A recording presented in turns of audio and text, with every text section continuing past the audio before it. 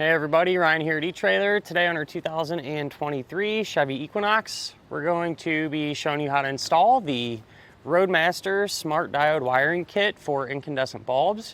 Before we get into that though, let's just take a minute, check these out, and make sure they're going to work for you. Before we jump right in, I figured it'd be useful just to touch base and refresh yourselves on the main parts that we're going to need to flat tow our Equinox down the road in the first place. First component will be your base plate. What that's going to do is provide us with a solid and reliable connection point. That way we can hook our tow bar up to it.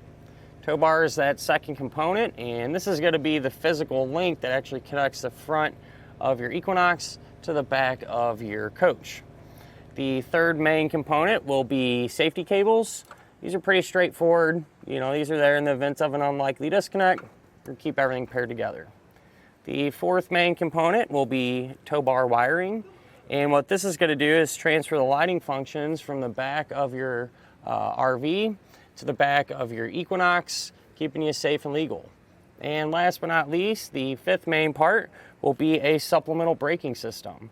And what this is going to do is apply the brakes in your Chevy whenever you hit the brakes in your motorhome, bringing you to a more complete and predictable stop. Something else that I do highly recommend for the Equinox is picking up a battery charge line kit. And what this is going to do is maintain your battery voltage whenever you're flat towing, which on this vehicle is especially important because not only is your supplemental braking system using battery power whenever you're towing, but since Equinox has electric assisted power brakes, the factory braking system is also going to use battery power. So what can happen over time towing, you know, if this battery gets depleted enough, the braking components won't work as they should, kind of defeating the whole purpose of having all this stuff on here. So a charge line kit is going to maintain the battery and prevent that from happening. And here's a really good example on how the diode wiring is going to work. So we got the left turn signal going on our motorhome, and it's transferring it back here to our Equinox. And that's going to hold true for our right turn, our tail lights, as well as our brake lights. So we have all of our bases covered there.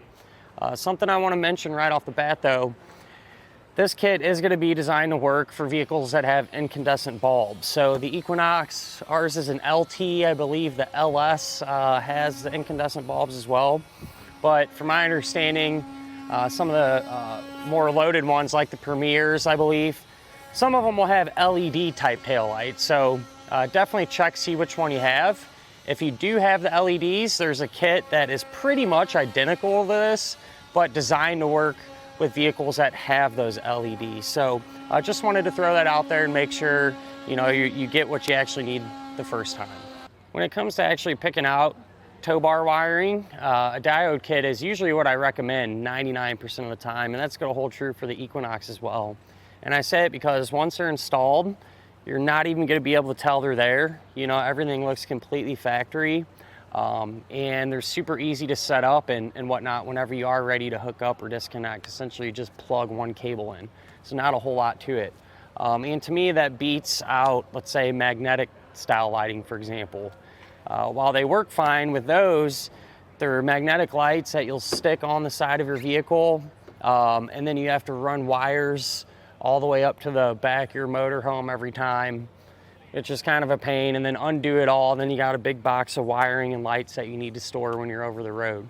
So to me, you know, the diodes are a no-brainer as far as that is concerned, and what's going to be the best for the Equinox. Like I said, the kit is going to be super easy to hook up whenever you're ready to go. Just plug in one cable to the front of your Equinox, the other into the back of your motorhome, and that's all there is to it. So don't have to give it much thought at all.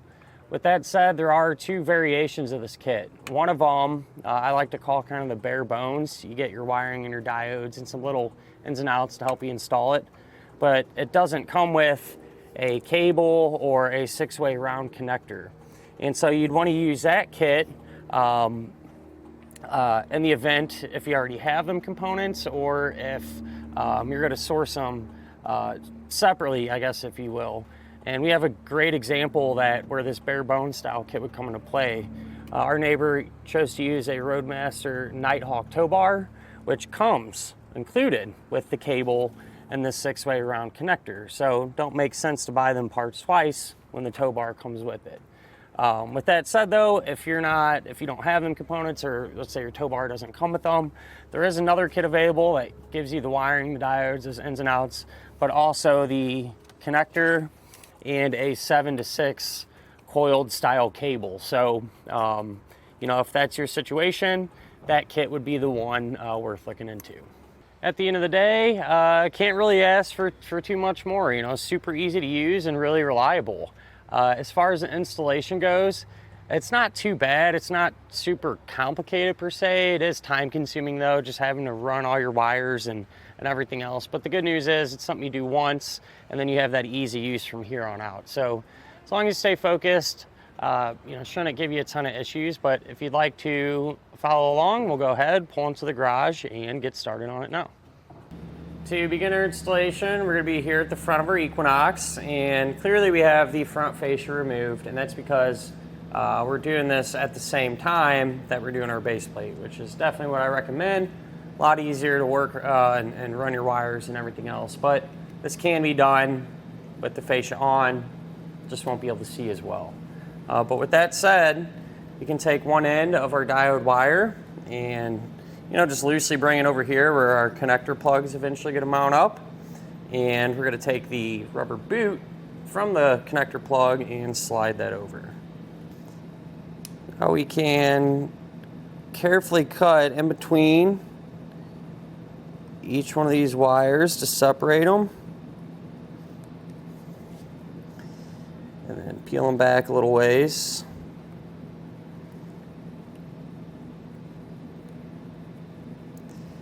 And what I like to do is kind of cut a little bit of the ends off, kind of give us a fresh start. And then we're going to strip back each end of the insulation a little bit. That way it'll expose the bare wire underneath and give it a good twist there. So I'll do the same thing for our 3 remaining ends. If you grab the back of our connector plug, the terminals are going to be labeled. This one's RT for right turn, so the green wire will go into it. This one's LT for left turn, so the yellow wire goes there. This is GD for ground, so the white wire goes into it.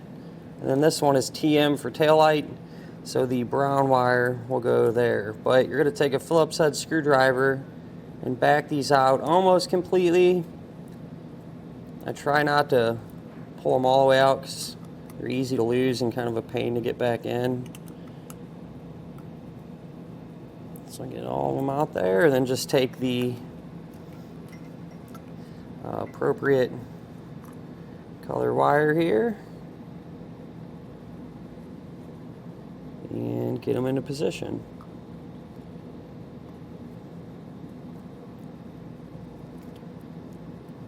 You just hold them down and tighten up the set screw. And go ahead and get the rest of the wires hooked up.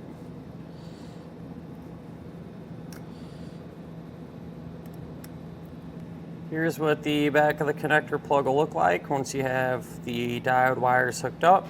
And I want to mention, if you're going to be installing a charge line, now would be a great time to do so, since that gets hooked into the back of the connector plug and usually will follow somewhat the same path as our diode wiring in terms of routing. So ours is getting that installed, and I'm going to put that on. That way we can route essentially all the wires at the same time and only have to get in to the back of our connector plug once. Now that we got everything hooked up, you can take that dust cover and put it on the back of the connector plug. I usually come back and put sealer all around the terminals just to help prevent corrosion, but I like to do that at the very end. That way I know everything's working the way it should, and if we have to get back in here, it's not a huge mess. So we'll just do that for now, and then just to hold everything in place, I will secure the connector plug. Now we're able to route our wiring up into the engine compartment. And so I just ran it along through here, now on top of our base plate. where it comes up, kind of goes through there, where it's going to come out in the engine compartment, kind of behind our headlight. This is where our wiring comes up, and I got it routed up along through here. And what we'll do, there's actually a factory ground post right there. That's a perfect spot to ground out our wire. So I'm going to cut it to length, and you want to be real careful when you're doing this. You just want to get the white wire.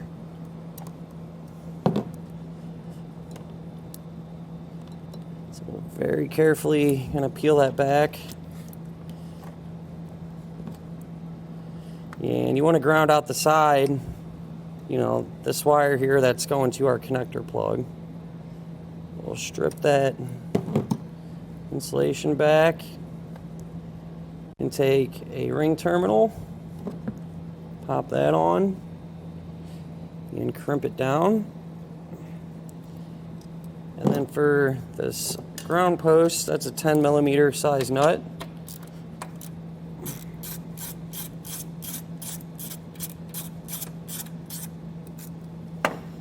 Get that pulled off.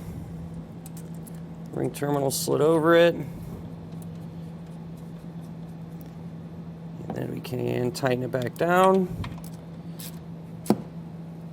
And then what you can do with the, you know, the rest of the white wire, you can simply just peel that off completely from the bundle of wire here. You want to hold on to it because chances are pretty good we'll use it a little bit later on. Once you have that white wire, you know, peeled off completely, continue to route this towards the back. So I just went kind of through there and down the firewall where it goes to the underside of our Equinox. Underneath of our vehicle, our wiring is going to drop down, and you want to do your best to avoid any hot or moving parts. So use some zip ties to keep everything high and tight and secured. Our wiring's going to come around through here. Once we get to this point, to continue running our wiring, we're going to have this panel that we can drop down. So I took some of the fasteners out already, but there's going to be quite a few of them that look like this here. So a 10mm, we'll pull them off. We'll work our way all the way around, and this should drop down.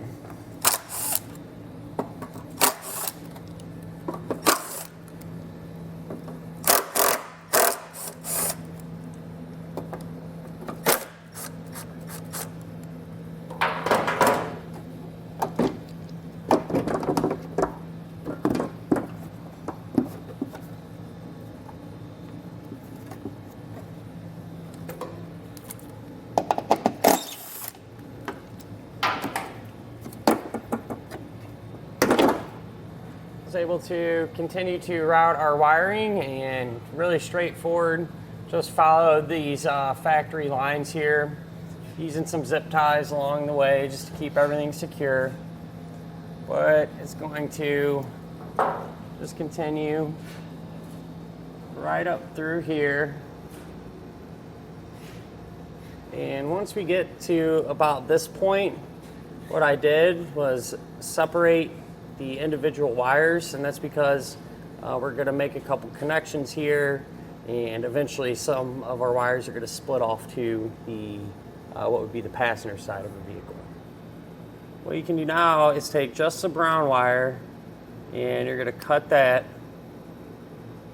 one end of it. You'll strip back, kind of extra long, give it a twist, double it over, and you can take a yellow butt connector. They give you one in the kit. It works the same as this one. I just upgraded to a heat shrink because it ends seal up and protect against corrosion a little bit better. But the other one will work just fine. You're going to crimp that down, and then the other end of the brown wire, you strip that back too. Twist it, and then that remaining piece of white wire that we removed, you can take it and strip one end back, and then twist the two together. And this is essentially we're creating a jumper wire for our passenger side. So like that, back into the butt connector, crimp it down. And like I said, since I'm using a heat shrink one, come back with my heat gun and seal up things.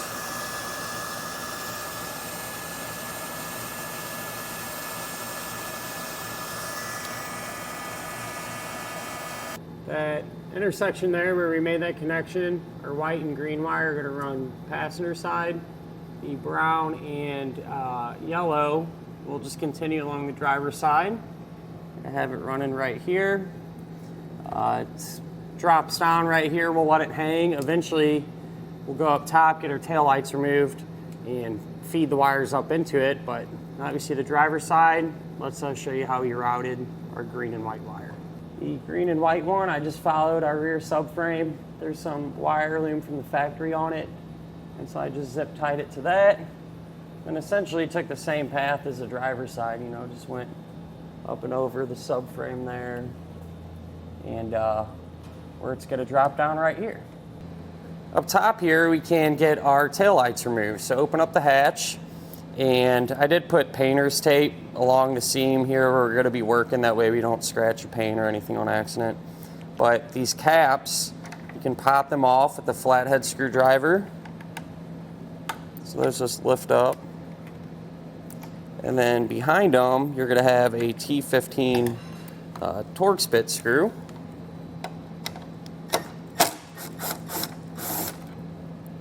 So we'll get them removed.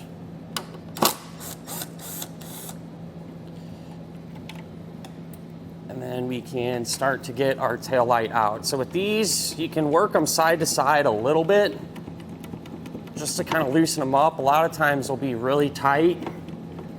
What you can do is spray soapy water in there. Sometimes that helps lubricate them, but there's some alignment pins actually holding this light in place.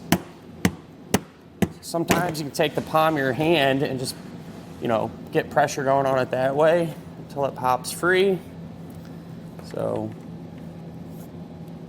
there's an example of them tabs that were holding it in there. But with this free, we can disconnect the light connectors. You just push down on the tabs there, separate it. We'll set our light off to the side and do the same thing to get the passenger one removed. On our big connector here, I went ahead and just removed the tape covering up the wires. That way we can work on them. And I also tested the signals so we know what wire to use. And with these diodes, you can use either the brake light signal or the tail light signal. In the past, on some makes and models, we've had run into some issues using the brake light signal, and we've been told to bypass any of them potential issues in the future, just use the tail light signal. So that's what we're going to do. I don't think it's very applicable to the vehicle here, but why even take a chance? So that's what we're going to do. In our case, our tail light signal is that middle wire there. So it is white with a yellow stripe. And what you're going to do is cut that wire about in half. And then each end you can strip back and crimp on one of these spade terminals here.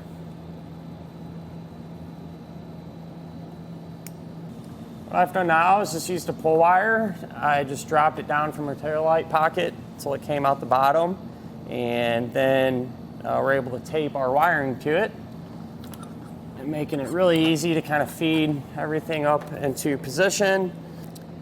I'm just using a piece of tubing for our pull wire, but you can use a coat hanger or thick piece of wire, whatever you got, and you'll just continue to pull up until we get all their wiring up top.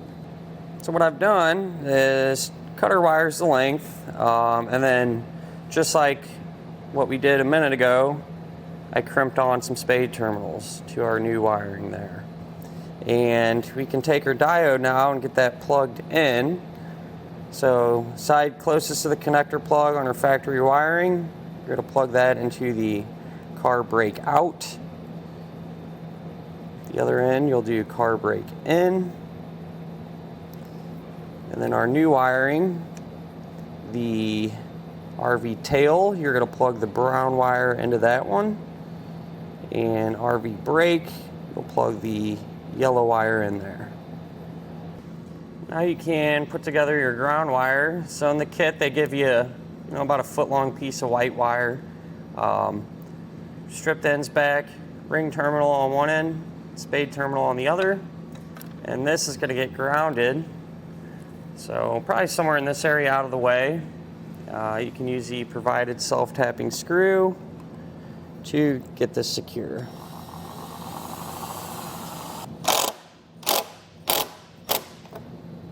Once you have that ground secure, the other end will go onto the last remaining terminal on our diode, labeled ground.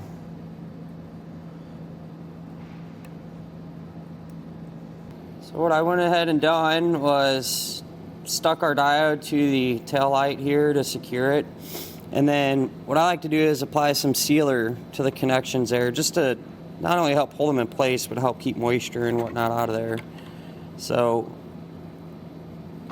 with everything ready to go now, you can plug everything back in. We can reinstall our tail light. Over here on the passenger side, we essentially did the same exact thing, pulled our new wiring up into the pocket and got it all hooked up. So really the only difference is going to be the color of the factory wire, which is purple.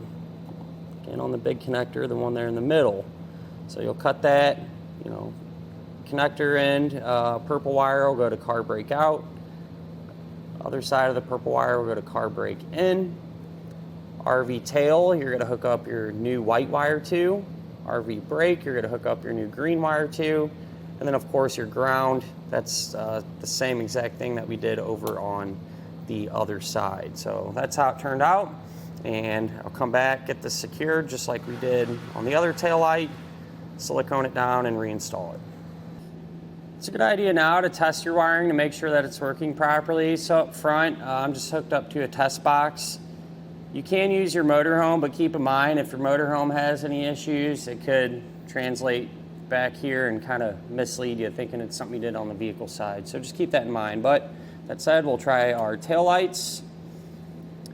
We'll use our left turn signal, our right turn signal, and our brake lights. And that'll finish up our look at and our installation of the Roadmaster Smart Diode Wiring Kit for incandescent bulbs on our 2023 Chevrolet Equinox.